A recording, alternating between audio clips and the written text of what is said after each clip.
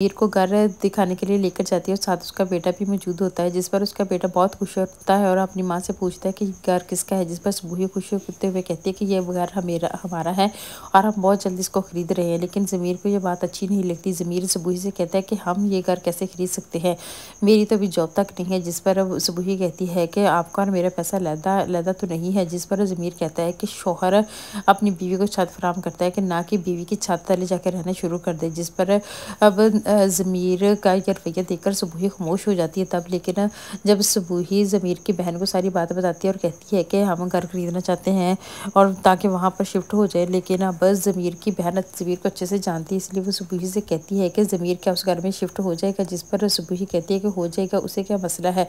लेकिन ज़मीर के साथ अब सुबही का अच्छा खासा झगड़ा हो जाता है, क्योंकि ज़मीर सुबही को उस मकान में खरीदने की इजाज़त नहीं देता। जिस पर सुबही भी पीछे हट जाती है। लेकिन आखिरकार बात बात पर उनके दरमियान झगड़े शुरू हो जाते हैं। सुबह ज़मीर को आखिरकार लूज़र कह देती है और कहती है कि तुम हो ही ऐसे, तुम कुछ कभी कर ही नहीं सकते। और ज़मीर सुबह की बात सुनकर दिल बर्दाश्त हो जाता है कि जिस बीवी की कामयाबी के लिए उसने इतना कुछ किया, वो बीवी उसको लूज़र कह रही है।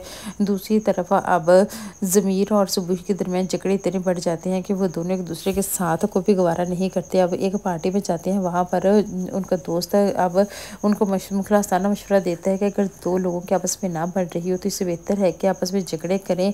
इस पर बच्चों पर भी बुरा असर पड़ता है, तो उनको खुश असलूबी से अलग हो जाना चाहिए। अब ज़मीर सुबही को छोड़ने का यही रास्ता अख्तियार करता है और कहता है कि मुझे वाकई तुमसे अलग होना चाहिए, क्योंकि मैं तुम्हारे किसी काबिल हुई नहीं। सुबही भी अब अपनी गलती पर शर्मिंदा होती है और ज़मीर से माफ़ी मांगती है। लेकिन ज़मीर अब फैसला कर चुका होता है। सुबही अब बहुत परेशान होती है कि उसने ऐसे अल्फाज कही क्यों, जिससे ज़मीर का दिल दुखा।